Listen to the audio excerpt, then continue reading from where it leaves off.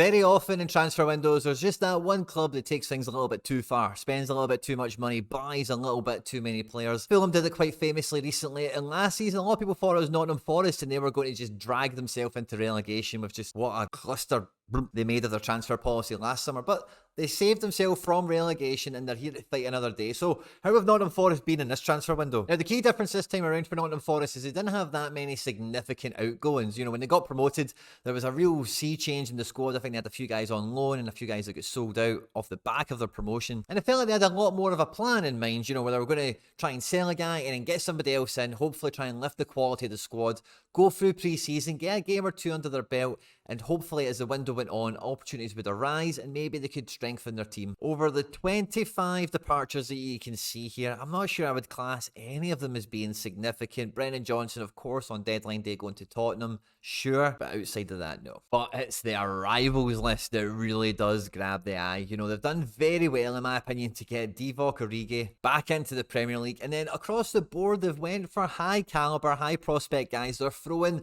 their Premier League presence and money around. And between Montiel, Aina, Tavares, Turner, Odysseus, Murillo, Omabamidele, Nottingham Forest have built a completely new defence, almost an entirely brand new backline. And on top of the players they had already, when you look at the actual level of their defence on paper, they're now stocked 2 to a position across their back 5 and their goalkeeper to what I would consider a pretty decent level. They should be able to go through a Premier League season with even a pretty bad injury situation here and still be able to play a relatively strong, close to first choice kind of back 5.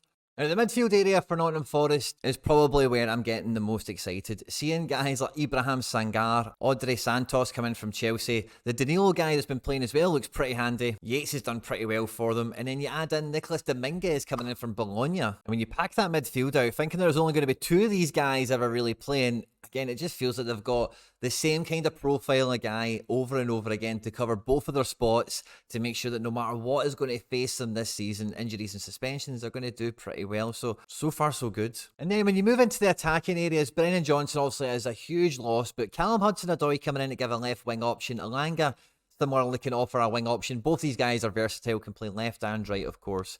But behind Awani, now having Chris Wood and Divock Origi gives them real strength and depth here, so maybe not as reliant on the goals from the main striker. Brennan Johnson obviously gone.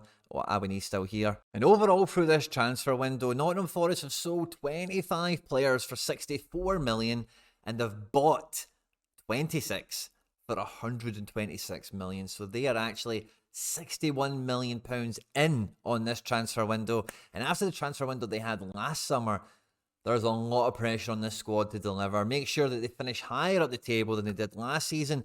Looking at this squad and knowing the manager and seeing what he's made of after season 1, I think they could do it. Let me know what you think in the comment section down below. Will Nottingham Forest finish higher this season than they did last year? On screen and now some other stuff that I've made that YouTube thinks you might enjoy. If you've enjoyed this content, don't forget to hit the like button and subscribe for more. And I'll catch you on the next one. Take care. Bye-bye.